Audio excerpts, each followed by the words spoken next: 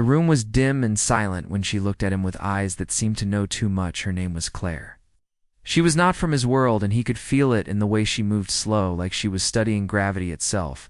Her silver hair fell against her shoulders and caught the faint light that came from the cracked wall. Panel Dylan stood still, his hands stiff at his sides. He had seen soldiers die, ships burn, cities fall, but never had he felt this strange pull that came from someone he had met only minutes ago. She had appeared out of nowhere in the middle of the crash site, the sky still burning red behind. Her ship was torn apart, but she seemed untouched, said nothing at first, and he did not ask her name. He only watched as she walked across the wreckage, silent, bare feet leaving. No mark on the dust. Her eyes met his, and in that moment he forgot that she was alien. Her face looked human, but there was something in her stillness, something that made the air thick and Hevish came closer and stopped. Only a few feet away, the silence between them felt alive. She raised her hand, slow and careful, and touched the scar on his face. It burned not from pain, but from the shock of being seen. Her voice was soft when it came, low, and even like the hum of deep space. "You are not afraid of Medellin?" Shook his head, though every part of him wanted to step back, but he did not. He had been a soldier for too long. Fear was something he had learned to bury. She tilted her head as if testing him. The light from the burning sky touched her face, and for a moment she looked almost fragile, like she could fade away if he blinked. Then the ground shook. The wreckage of her ship gave a metallic cry. The wind carried the smell of ozone and burning metal. She looked toward the horizon, where three small shapes moved through the smoke. He knew what they were: drones from the enemy patrols. They were scanning for survivors. Took her hand without thinking, his instinct faster. "Then reason, come with me," he said, his voice low. She looked at him once more, then nodded together. They ran through the ruins. The metal floor plates groaned under their weight, and the air grew thick with heat behind them. The drones fired beams of light cutting through the wreckage, reached a fallen structure, an old bunker half buried in sand.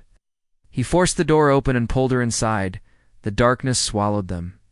He could hear his own heartbeat and the faint hum that came from her skin. She was glowing faintly, like her veins were filled with starlight. Stared.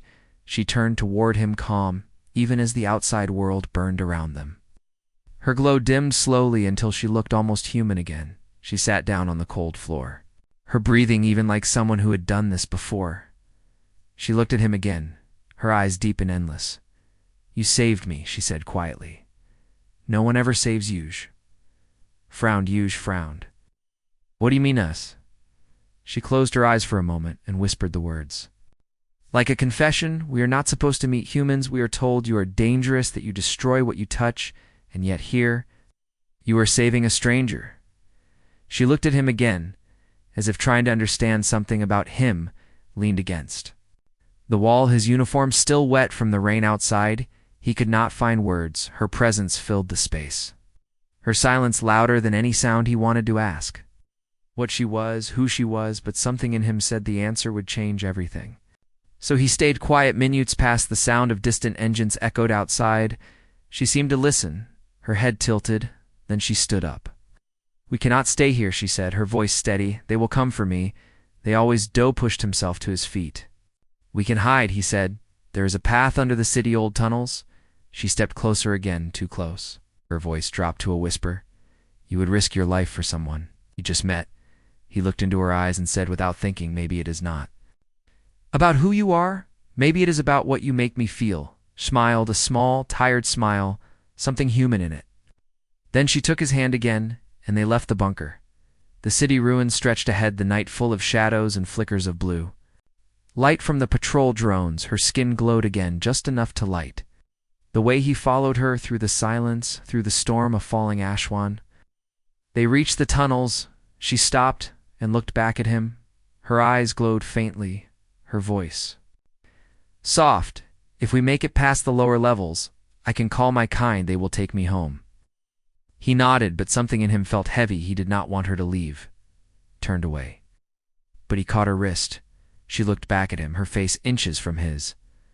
She did not speak, neither did he. The silence said enough. Her breath brushed against his skin, and he knew that whatever world she came from, whatever rules she lived by, they would never keep. Her memory from him outside the storm grew louder, the metal city trembling under the weight of distant thunder. She pulled her hand free, but before she stepped into the tunnel, she looked at him again, silent and bold. And in that look he knew he was not escaping tonight.